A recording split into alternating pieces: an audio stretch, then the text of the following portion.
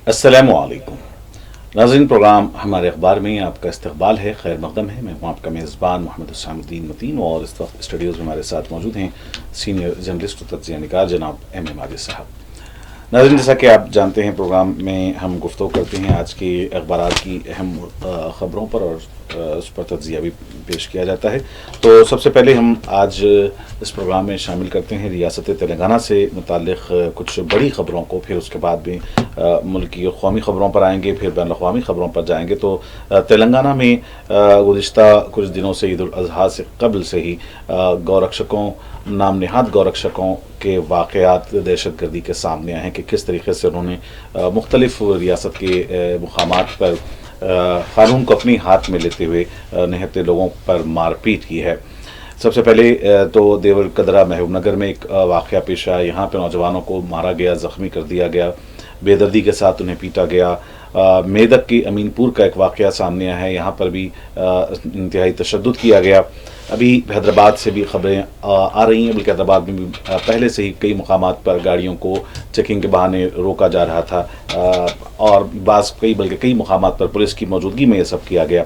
महराज फलीप से एक बड़े वाक़े की इत्तला आ रही है, वहीं हैदराबाद के किशन बाग में भी कुछ इस तरह का वाक़या पेश है। तो उन तमाम वाक़यात पर हम गुफ्तगू करेंगे कि आखिर पुलिस और इंतज़ामिया क्या कर रहा है। वहीं कल वज़ीर आला ने कहा कि बीजेपी में समझिए कि उनकी स्कूलिंग हुई है, तेलुगु देशम में उन्होंने कॉलेज का दौर रहा, इस तरीके की उन्होंने बात की और अब आकर वो कांग्रेस में राहुल गांधी के साथ काम कर रहे हैं। क्या कुछ इसके पीछे है। वहीं एक और बड़ी खबर जो तमाम अखबारात ने शाये की है वो है काबीना में तोसी 3 जो है काबीनी वज़रा के ख़लमदान तक़सीम किए गए, जिसमें 1 SC और 2 BCs को दिया गया है, लेकिन यहाँ पर अक़लियतों को बिल्कुल नज़रअंदाज किया गया है।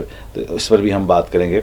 और इसके साथ साथ राहुल गांधी ने इलेक्शन कमीशन को लेकर जो बयानात दिए हैं उसको भी सभी अखबारात ने पहले सफ़र पर जगह दी है और उन्होंने कहा है कि इलेक्शन कमीशन से बाकायदा शिकायत करें, उसके बाद ही जो है वो उसका जवाब दिया जाएगा।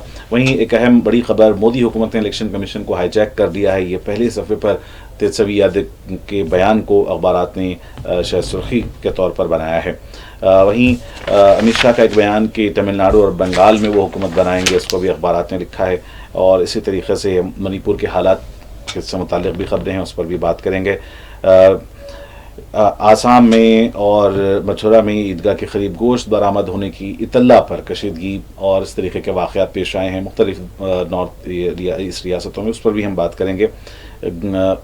इसी के साथ साथ बैन अक़वामी ख़बरों में गज़ा में नस्लकशी, रूस की यूक्रेन के वाक़यात और लॉस एंजलिस में मुज़ाहरा हुआ है इमिग्रेशन क़वानीन को लेकर, इस पर भी बात होगी। ट्रम्प और एलोन मस्क का जो इस वक्त मामला चल रहा है वो भी अखबारात ने इस बारे में भी लिखा है, इस पर भी हम बात करेंगे। और तो फिर माजिद साहब का प्रोग्राम में खैर मकदम है। तेलंगाना में गौरक्षकों की, बल्कि नाम नहाद गौरक्षकों की जानिब से जिस तरीके के दहशत गर्दाना वाक़यात हुए हैं और पुरतशद्दुद वाक़यात हुए हैं, इस पर आप क्या कहेंगे? जी, बहुत बहुत शुक्रिया। ईद के बाद शायद अपना पहला प्रोग्राम है। ईद मुबारक हो हमारे नाज़रीन को। देखिए, आपने जो जिस खबर का इंतखाब किया, ऐसा दिख रहा है कि तेलंगाना तेज़ी के साथ उत्तर प्रदेश बनता जा रहा है। अब ऐसा लग रहा है कि अब यहाँ के जो चीफ मिनिस्टर हैं, जो अब बीजेपी से उनकी इब्तिदा शुरू हुई, तो अब वो रंग दिखाएगी शायद। कई वाक़यात हैं जिसका आपने अहाता किया है, इस पर हम यकीनन गुफ्तगू करेंगे। ये वाक़यात किस नौयत के हैं और इसके साथ और भी कुछ वाक़यात हैं जो अखबारात में भी आए हैं और कुछ हमारी नॉलेज में भी आए हैं। तो देखेंगे कि जबकि तेलंगाना में तकरीबन हर डिवीज़न के तहत पुलिस चौकियां बनाई गई थी, पूरा इंतज़ाम किया गया था, फिर ये शरपसंद किस तरीके से काम कर रहे हैं उसकी भी कुछ तफसीलात हमारे पास हैं, ज़रूर गुफ्तगू करेंगे नाज़रीन। तेलंगाना तेज़ी के साथ यूपी बन रहा है। नाज़रीन, आज पीर का दिन ज़िलहज्जा की 12 तारीख़ है और 9 जून। जैसा कि अभी बता रहे थे मेरे साथी कि तेलंगाना में भाई बेशुमार वाक़यात हुए। अब देखिए, आमतौर पर यहाँ जो यकीनन गाय के ज़बीहा पर पाबंदी है और कहीं गाय नहीं कटी। जो इजाज़त याफ्ता دیکھیے اس میں جو کنڈیشن لی گئی ہے ایک بیل بچھڑا اور اس سے متعلق دوسرے جو بڑے جانور ہیں جس میں گائے شامل نہیں ہے، اور اس کے لیے ہر ڈویژن کے تحت پولیس کی چوکیاں بنائی گئی تھیں جس میں یہ دیکھا جا رہا تھا کہ ڈاکٹر کا سرٹیفکیٹ جہاں سے مال خریدا گیا اس مارکیٹ کمیٹی کی رسید اور پوری طریقے سے یہ چیزیں ہو رہی تھیں۔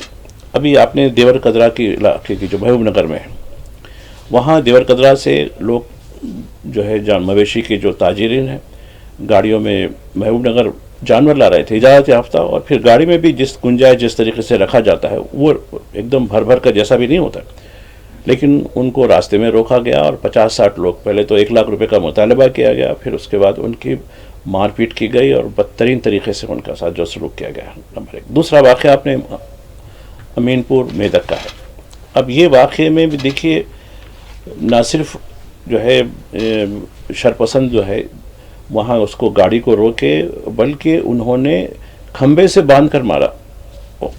غوث قریشی یا کچھ نام ہے ان کا، جو رحمت نگر بورا بنڈے کے رہنے والے ہیں، اور ان کو بدترین طریقے سے، اور وہاں ایک گوشالہ لے گئے۔ گوشالہ کا جو چوکیدار کہہ رہا کہ نہیں، پولیس کے بغیر ہم کسی جانور کو باہر سے لانے نہیں دیں گے، تب اس کو بھی مار پیٹ کی گئی، ڈرائیور کو مار پیٹ کی گئی جو یاقوت پورہ حیدرآباد کا رہنے والا ہے۔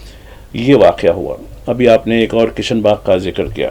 کشن باغ میں دیکھیے جانور لے جانے پر اس کو روک کر پوری طریقے سے شرانگیزی کی گئی۔ ایسا دکھتا ہے کہ ایک پوری یعنی جو RSS، وشوا ہندو پریشد، بجرنگ دل، یہ جتنے ہیں ان کو پوری کھلی آزادی ہے، اور پولیس کی انٹیلیجنس پوری طریقے سے ناکام ہوئی۔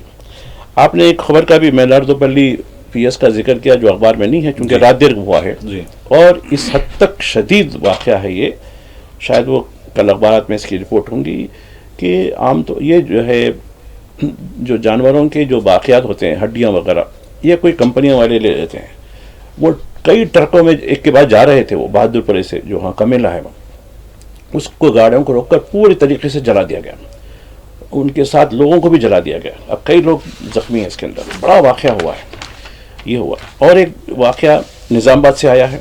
نظام آباد میں ایک شخص ایک گاؤں میں جو ہے جس کو پنچایت کی طرف سے نکال دیا گیا تھا کہ اس کا سماجی بائیکاٹ کر، ایک واقعے کے بعد وہ کچھ عرصے کے بعد وہ گاؤں واپس آیا عید کرنے کے لیے، اس پر بجرنگ دل کے 25-30 لوگوں نے ان پر حملہ کر دیا اور بے شمار لوگ زخمی ہو گئے، یعنی 5 سے زیادہ تو شدید زخمی ہوئے جن کو نظام آباد سرکاری ہاسپٹل میں علاج کرایا گیا۔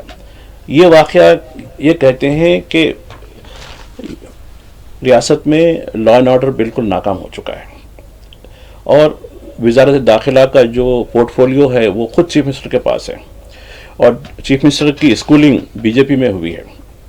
ان تمام باتوں کو دیکھنے کے بعد ایسا لگتا ہے کہ یقیناً کانگریس کی سرکار ضرور ہے کانگریس کی، لیکن اس کا جو ماخذ ہے کہیں نہ کہیں کس طریقے سے زعفرانی رنگ کے ساتھ ہے۔ زعفرانی چڈی پہن لیں گے اور تلگو دیشم کی پیلی بنین پہن لیں گے، اوپر سے کانگریس کا کرتا پہن لینے سے کچھ ہونے والا نہیں ہے، تو چڈی تو وہی ہے ان کی۔ تو یہ واقعات اب سمجھ میں آ رہا ہے، تو یہ دیکھیں گے۔ اور آپ اور ایک خبر کا آپ نے ذکر کیا کابینہ میں توسیع کے بارے میں۔ کابینہ میں دیکھیے SC کے 2 ہیں، وہ بھی ایک مالا اور مادی کا ایک، BC کا ایک لگایا۔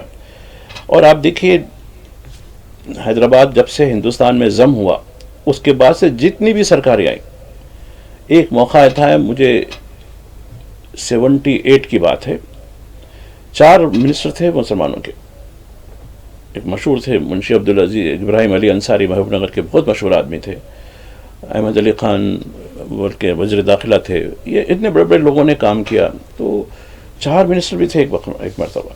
تلنگانہ بننے کے بعد ایک ہی کو رکھا گیا، لیکن اب 1.5 سال ہو رہا ہے، لیکن ایک بھی کہا کہ نہیں ہم الیکٹ ہو کے نہیں آئے، یعنی مسلم ایریے سے ہندو الیکٹ ہو کے آ سکتا ہے، ہندو میجورٹی علاقے سے مسلمان الیکٹ ہونا یہ کس کی ذمہ داری ہے؟ تو میں سمجھتا ہوں کہ تلنگانہ جس تیزی کے ساتھ یعنی جو فرقہ پرستوں کے اور نفرت کرنے والوں کے جال میں پھنستا جا رہا ہے، اور ان سے نمٹنے کے لیے پولیس کی جو کوتاہی ہے، پولیس کیا بلکہ یعنی جو سیاسی عزم کی جو کمی ہے، پولیس تو یقیناً وہ تو انسٹرکشن کے تابع رہتے ہیں کہ جو احکام ملا اس کی تابع کرتے ہیں، لیکن جو سیاسی عزم ہے وہ انتہائی ناقص اور ناکارہ ہو کے رہ گیا ہے کہ آگے چل کر یہ بھی ہو سکتا ہے کہ اتر پردیش اتراکھنڈ جیسا بن جائے. جی یہاں کیبنٹ کا ذکر کیا, ایک اور خبر رکن assembly Jubilee Hills M Gopinath کا کل انتقال ہو گیا. ہاں یہ جو ہے یہ صاحب بی آر ایس میں تھے, 3 مرتبہ بی آر ایس میں منتخب ہوئے. پہلے تلگو دیشم سے تھے, تلگو دیشم کی جب متحدہ آندھرا پردیش میں تلگو دیشم سے منتخب ہوئے تھے, اس کے بعد جیسے ہی ریاست کا جو ہے یعنی ڈویژن ہوا تو وہ بی آر ایس میں آ گئے, اور اس طریقے سے ٹھیک ہے اپنی اپنی خدمات رہی ہیں. اور ان کے انتقال کی افواہیں گزشتہ 3-4 دن سے چل رہی تھیں ایک بڑے ہاسپٹل میں. تو خیر جو بھی ہو, ہر ایک چیز کا ایک اختتام تو ہوتا ہی ہے, اور اگر عوامی خدمت کے نقوص چھوڑے ہیں تو لوگ انہیں یاد رکھیں گے. ابھی ہم بات کر رہے تھے کہ جس طریقے سے تلنگانہ میں گو رکشکوں کے نام پر جو تشدد کیا جا رہا ہے, اسی طریقے کے کچھ واقعات دیگر اور ریاستوں میں بھی پیش آئے. متھرا میں عیدگاہ کے قریب گوشت برآمد ہونے پر کشیدگی کا واقعہ, اور پھر آسام اور پھر دیگر ریاستوں میں بھی جو ہے اس طریقے کے واقعات پیش آئے. ہاں دیکھیے یقیناً آسام میں واقعات ہوئے, متھرا میں واقعات ہوا, مہوا میں واقعہ ہوا ہے. کئی علاقوں میں اس طریقے کے کوئی سر مل گیا, کوئی پاؤں مل گیا کسی کا, اس طریقے سے ڈال کر کشیدگی کی جا رہی ہے, اور ایک غنڈہ عناصر کو پوری آزادی دی گئی ہے. دراصل دیکھیے یہ حکومت خود کو ہندوؤں کا محافظ سمجھتی ہے, لیکن یہ ہندوؤں کو بھی روزگار نہیں دے رہی. بے روزگاری بڑھ چکی ہے, اور بے روزگاری کا جو فائدہ اٹھا کر اب دیکھیے میلاردوپلی ادھر علاقے میں ٹریننگ سینٹرز ہیں, اور مجھے بڑا عجیب دکھتا ہے کہ لوگ وہاں بتاتے ہیں کہ وہاں ٹریننگ میں لاٹھیاں نہیں بلکہ تلواروں سے ٹریننگ دی جاتی ہے, اور وہ بے روزگار نوجوانوں کو ٹریپ میں لا جاتا ہے, اور ان کی جو ذہن سازی کی جاتی ہے کہ نہیں آپ کا دشمن پہلے یہ ہے, اس کی وجہ سے آپ کو روزگار نہیں مل رہا. آپ بتائیے کہ کتنے مسلمان کو روزگار مل رہا ہے. پھر بھی مسلمان کہیں پان کی دکان لگا کر یا پنکچر جوڑ کر اپنی زندگی تو کر رہا ہے, لیکن ہمارے ہندو بھائیوں کے جو بیٹے ہیں, ان کے جو بچے ہیں, وہ بھی نہیں کر پا رہے. کیوں؟ ان کی ذہن سازی کچھ اور ہو رہی ہے, اور ان کو یہ بتایا جا رہا ہے کہ مسلمانوں کی وجہ سے آپ کو روٹی نہیں مل پا رہی. تو یہ پوری جگہ علاقہ ہی ہے, ہر جگہ نہیں ہے, تلنگانہ میں تو ہے ہی, لیکن دیگر علاقوں میں بھی. تو یہ بے روزگاروں کی فوج کہیں گاؤں رکشک کے نام سے, کہیں بجرنگ دل کے نام سے, کہیں کسی اور عنوان سے یہ غنڈہ گردی کرتے ہوئے قانون کو اپنے ہاتھ میں لیتی ہے. اور دیکھیے جب قانون کے معیارات دوہرے ہو جاتے ہیں تو ملک پوری طریقے سے خانہ جنگی کی طرف چلے جاتا ہے. اور یہ جو ابتدا دکھ رہی ہے مجھے, اگر یہی حالات برقرار رہیں گے تو آگے پھر میں تو کمپیئر نہیں کروں گا کسی دنیا کے کسی اور علاقے سے ہندوستان کا, لیکن پھر بھی میں یہ توقع رکھتا ہوں کہ حکومت چاہے وہ ریاستی حکومتیں ہوں یا مرکز ہو, ہوش کے ناخن لیں. ورنہ دیکھیے جب دوسروں کو تباہ کرنے کے اس میں خود بھی تباہ ہوں گے نا. ایسا نہیں ہے کہ دوسروں کو, خیر دوسرا تو تباہ ہوگا, ہو رہا بھی ہے, ایسا نہیں ہے, لیکن خود بھی تو تباہ ہونا پڑے گا اس کے لیے, تو اس کا بھی سوچ لیجیے گا. ناظرین, اور جیسا کہ ہم نے کہا کہ راہل گاندھی کا ایک جو بیان ہے الیکشن کمیشن کو لے کر, مہاراشٹرا انتخابات کے اوپر انہوں نے جو بیان دیا تھا, اس پر برسر اقتدار حکومت نے ان پر جو ہے کافی الزامات لگائے. اب انہوں نے, راہل گاندھی نے کہا ہے کہ الیکشن کمیشن سے باقاعدہ شکایت کریں, اسی وقت جواب دیا جائے گا. وہیں تیجسوی یادو کا بیان آیا ہے جو بہار کے ایک اہم اپوزیشن لیڈر ہیں کہ مودی حکومت نے دستوری اداروں کو ہائی جیک کر لیا ہے.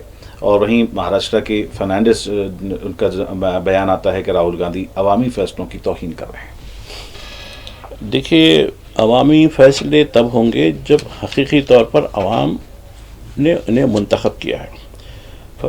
فرنانڈس مہاراشٹرا کے ہیں جی. تو ہم الیکشن کمیشن کے حوالے سے راہل گاندھی کے بیان سے متعلق جو بات ہے وہ مہاراشٹر سے متعلق ہے, تو لہٰذا اس تناظر میں پہلے ہم بات کریں گے, بعد میں تیجسوی یادو کے بارے میں. جی. دراصل یہ ہوا کہ مہاراشٹرا میں پارلیمانی الیکشن, اس کے بعد اسمبلی کے الیکشن, کچھ 5 مہینوں کا وقت ہوا ہے. اس میں یہ ہوا ہے کہ 5 مہینوں میں 74 لاکھ ووٹرز ایڈ ہو گئے. ایک شرڈی کا علاقہ ہے, ایک بلڈنگ میں 63,000 ووٹرز, آپ اندازہ لگائیے. جی.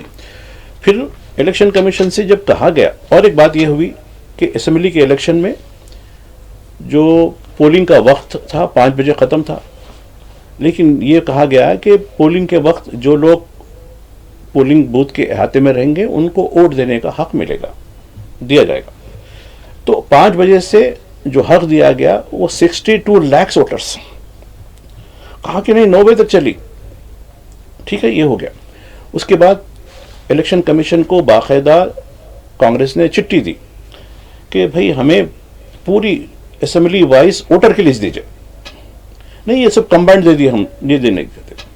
تو یہ جو تنازع چل رہا ہے election commission versus Rahul Gandhi نے کچھ دن پہلے یہی سوال اٹھایا جو میں نے اب بات کی تھی کہ بھئی 5 مہینے میں 74 لاکھ ووٹرز کیسے ایڈ ہوتے.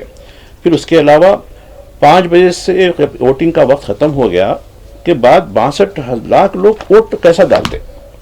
اور دوسرا ووٹر لسٹ جو ہمارا حق بنتا ہے وہ دیجیے. یہاں ایک سوال یہ ہے کہ راہل گاندھی نے پہلے بھی یہ بات کہی تھی، درمیان میں خاموش رہے، پھر اب اس موقع پر اٹھانے، کیا وہ سپریم کورٹ سے کچھ عدالت سے رجوع ہونے کا ہو سکتے ہیں؟ نہیں، یہ تو خیر دیکھیے کانگریس تو پہلے، اب تو راہل گاندھی کے بیان پر الیکشن کمیشن کی طرف سے ایک جواب آیا ہے جس میں کوئی دستخط نہیں ہے. یہ سوال یہ ہے، تو پھر راہل گاندھی نے سوال اٹھایا، جواب یہ دیا کہ بھائی ٹھیک ہے، آپ نے کہا کہ اس میں کوئی غلطی نہیں ہے اور بنا دستخط کے کیوں دیے. تو الیکشن کمیشن کہہ رہا ہے کہ ہم کو راست بولی، آپ بیان بازی نہیں، تب ہم دیں گے. یہ اب رہی بات کورٹ کی. اب دیکھیے جیسا کہ ابھی تیجسوی یادو کا بیان آپ نے ریفر کیا ہے جی، کہ تمام دستوری اداروں کو ہائی جیک کر لیا گیا ہے، جس میں عدلیہ بھی ہے. عدلیہ میں کس طریقے کی تاریخ پہ تاریخ ہوتے رہتی ہے اور ایشو چلے جاتا ہے. تو اب عام آدمی کا جو بھروسہ عدلیہ پر ہے وہ گھٹتا جا رہا ہے. یقیناً عدلیہ ایک امید کی کرن ضرور ہے ہماری جمہوریت کو بچانے کے لیے، لیکن یہ کرن ایسا دکھ رہی کہ بجھتی جا رہی ہے. جی ناظرین، پروگرام ہمارے اخبار میں یہاں وقت تو چلا ہے ایک مختصر سے وقفے کا، جائیے گا نہیں، لوٹتے ہیں چھوٹے سے بریک کے بعد. ناظرین، پروگرام ہمارے اخبار میں وقفے کے بعد دوبارہ آپ کا خیر مقدم ہے. اخبارات میں منی پور سے متعلق بھی آج خبریں آئیں، جیسا کہ ہم نے بتایا کہ منی پور میں پھر سے صورتحال کشیدہ. 5 اضلاع میں کرفیو، انٹرنیٹ بند، اور میتی برادری کے قائد ارم بائی ٹینگول کی گرفتاری کے بعد یہاں حالات خراب ہوئے ہیں اور تشدد واقعات پیش آئے ہیں. دیکھیے منی پور گزشتہ 2 سال 1 مہینہ میں 2023 جل رہا ہے، کسی کو کوئی پرواہ نہیں ہے.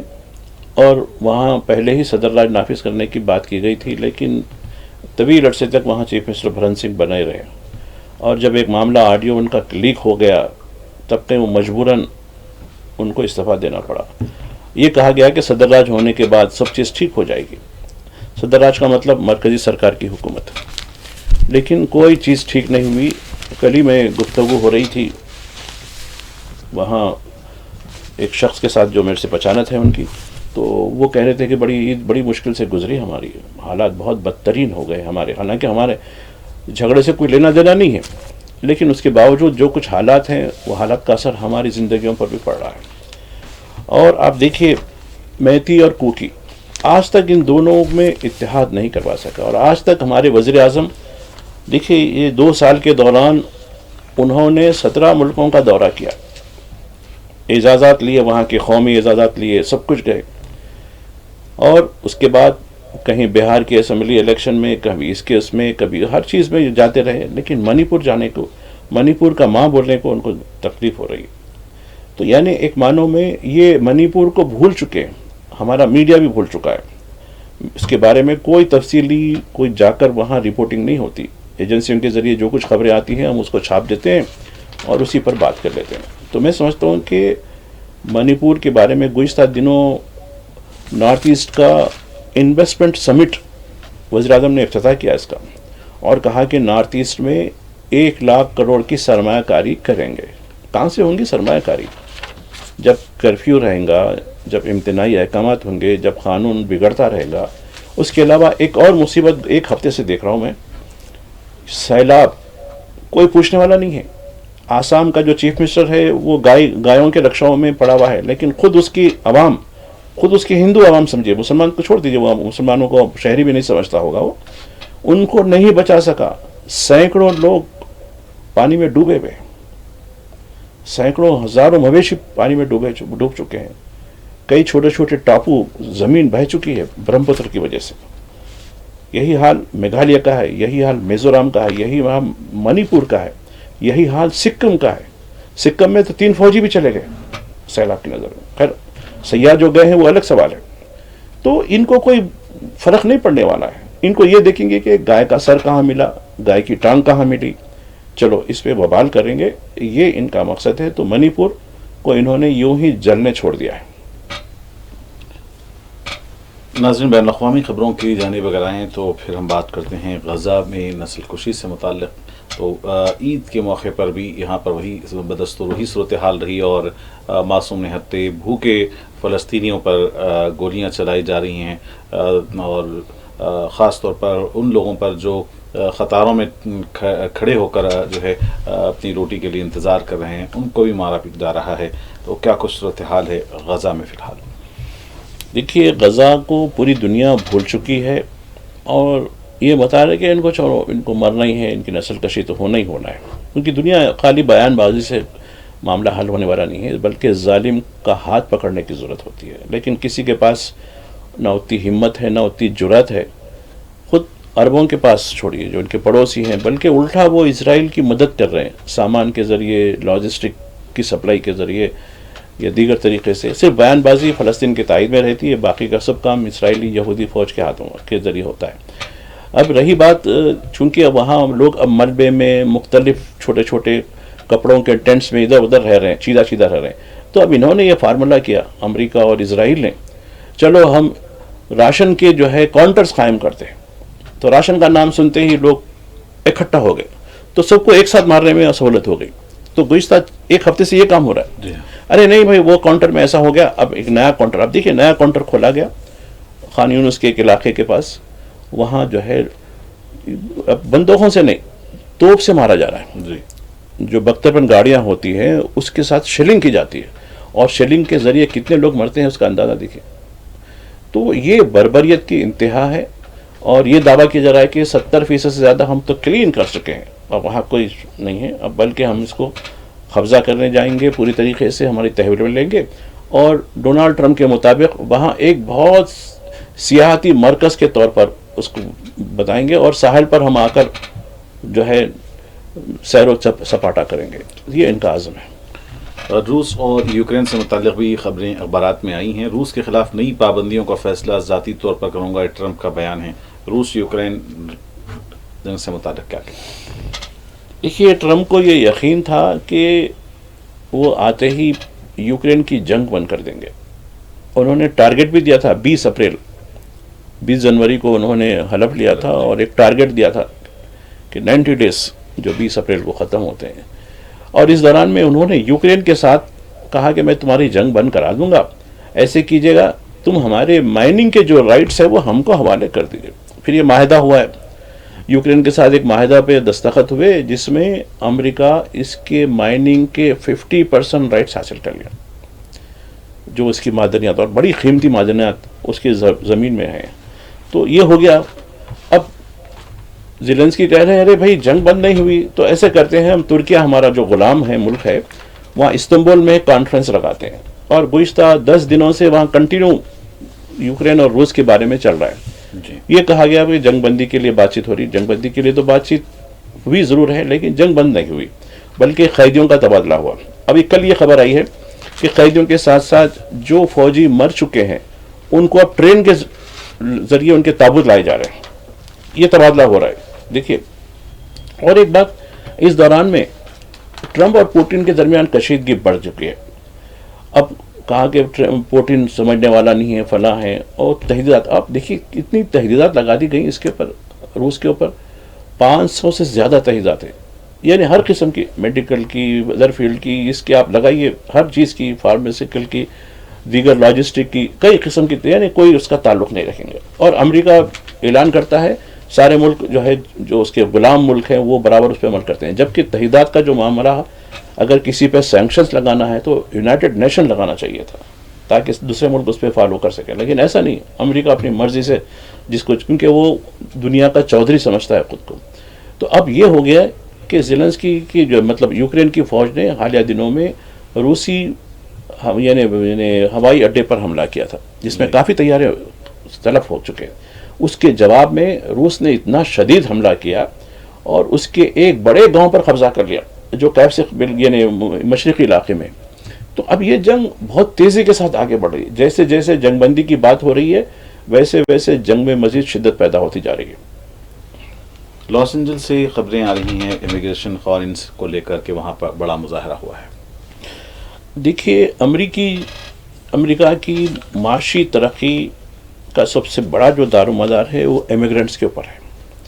امیگرنٹس کے اوپر جو یعنی تحدیدات, جو سینکشنز یعنی جو رکاوٹیں کھڑا کی گئی ہیں, اس پر وہاں کافی بتایا جا رہا ہے کہ لاس اینجلس میں 2000 سے زیادہ مظاہرین سڑکوں پر نکل آئے اور انہوں نے کئی گاڑیوں کو جلا دیا وہاں. اور وہاں ٹرمپ کے لیے جو ہے ہم نے وہاں جو انٹرنل سیکیورٹی کی جو گارڈز ہوتے ہیں ان کو بھیجا, لیکن کنٹرول نہیں ہو پایا. اس کی بڑی خبر بن کر آئی, پوری دنیا کے بڑے اخباروں میں بھی خبر آئی ہے, پھر ہمارے ملک کے اخباروں میں بھی خبر آئی ہے. وہی دیکھیے مسک کے ساتھ بھی چل رہا ہے ٹرمپ کا. اور اس دوران جو ہے ٹرمپ کے ساتھ تنازع کے درمیان ایلن مسک نے سیاسی پارٹی بنانے کی بھی راہ پر ہیں, یہ بات بھی آ رہی ہے. اب دیکھیے, 2 بزنس مین ہیں یہ, خیر ایک کام کے لیے متحد ہوئے. ایلن مسک نے کافی فنڈنگ کی, کیمپین چلائی ڈونلڈ ٹرمپ کے لیے, لیکن یہ جو مفادات پر مبنی دوستی ہوتی ہے وہ کبھی آگے نہیں چل پاتی. جو دوستی اخلاص, محبت, قربانی اس پر قائم رہتی ہے وہ آگے چل کر کام کرتی ہے. اب یہ دیکھو, یہ سرکاری عہدہ لیے تھے, اب وہ سرکاری عہدہ انہوں نے چھوڑ دیا جی وہاں, یعنی گورننس کا جو عہدہ تھا یعنی اس. اب یہ ہو گیا کہ ٹرمپ کے ساتھ ہو گیا, ٹرمپ ان کے ساتھ انتخاب پر اتر آئے, جس کی وجہ سے انہوں نے ان کی جو کمپنیاں ہیں, ان کی جو کمپنیاں چاہے وہ کار کی کمپنی ہو یا جو کمیونیکیشن کی کمپنی ہو, اس پہ تحدیدات لگا دیں, جس کی وجہ سے ان کی کمپنی کے جو شیئرز 24% ڈاؤن ہو گئے اور اس دوران میں انہیں 16% کا لاس بھی ہو گیا. اب ایک قسم کا نفرت پیدا ہو گئی. کل تک یہ دوستی تھی, لیکن ٹرمپ تو ہندوستان کے دوست ہیں اور ان کا اب دشمن ایلن مسک بن گیا ہے. لیکن ایلن مسک کے والد صاحب ہندوستان کے دورے پہ ہیں, تو ہماری میڈیا, ہماری سرکار ان کو آنکھوں پہ بٹھا رہی ہے, ان کو جو ہے سرخ قالین دے رہی ہے. تو چلتا ہے ہم جو ہے کس طرح کی پرستش کرتے ہیں ہم لوگ. ناظرین, پروگرام ہمارے اخبار اختتامی مراحل میں ہیں. ایک اور خبر ہماری سب اخبار میں آئی ہے, کل اور آج جو ہے یہ مرگ کے موقع پر دمے کی دوا کھلائی جائے, اس پر کیا کہیں؟ آج بھی شاید یہ بھی یہ جو ہے طویل عرصے سے خاندانی نسخہ ہے حیدرآباد کا, ایک فیملی کا, گوڑ فیملی ہے, منتری برادرز کہتے ہیں. یہ لوگ یہ دوا یعنی مفت میں دیتے ہیں. کہا کہ کسی جو ہے جڑی بوٹی کا معاملہ ہے یہ ہے, تو اس پر کافی تنازع ہوا اور اس کی سائنٹیفک ایفرٹ کے اوپر بھی سوال اٹھائے گئے. یہ معاملہ عدالت میں بھی چلا. عدالت نے کہا کہ بھائی دوا کے نام پہ تو آپ یہ نہیں دے سکتے, تو نہیں ہم اس کو پرساد وغیرہ کچھ بھی تو خیر وہ کر لیجیے, مگر آپ میڈیسن کے نام سے. لیکن عام طور پر لوگ یہی ہے کہ میڈیسن ہے, ایک دوا ہے اس کے اندر, تو وہ لحاظ سے ایک عقیدہ ہے, اس سے سائنٹیفکلی اس سے ہوتا ہے. لیکن کئی ڈاکٹرز وغیرہ جو خاص کر جو لنگس کا معاملہ جو ہوتا ہے, چونکہ ٹی بی کے لوگوں کے لیے یہ کام ہوتا ہے سمجھ کے, دور دور سے لوگ بھی آتے ہیں ایک عقیدے کے مطابق. ٹھیک ہے, اس کے لیے سرکار جو بھی مناسب انتظامات کرتی ہے, کافی لوگ آ کے اس سے استفادہ کرتے ہیں. ناظرین, پروگرام ہمارے اخبار کا آج یہیں پر اختتام ہونا چاہتا ہے. آپ کے ماجد صاحب آپ کے مشکور ہیں کہ آج کے اخبارات کے اہم خبروں پر آپ نے اس کا تجزیہ کیا ہے اور سراسری گفتگو کی ہے. پروگرام ہمارے اخبار میں ناظرین آئندہ بھی آپ سے ملاقات ہوتی رہے گی. فی الحال اپنے میزبان محمد حسام الدین متین کو پوری ٹیم کے ساتھ اجازت دیتے ہیں. 4 TV, خدا حافظ.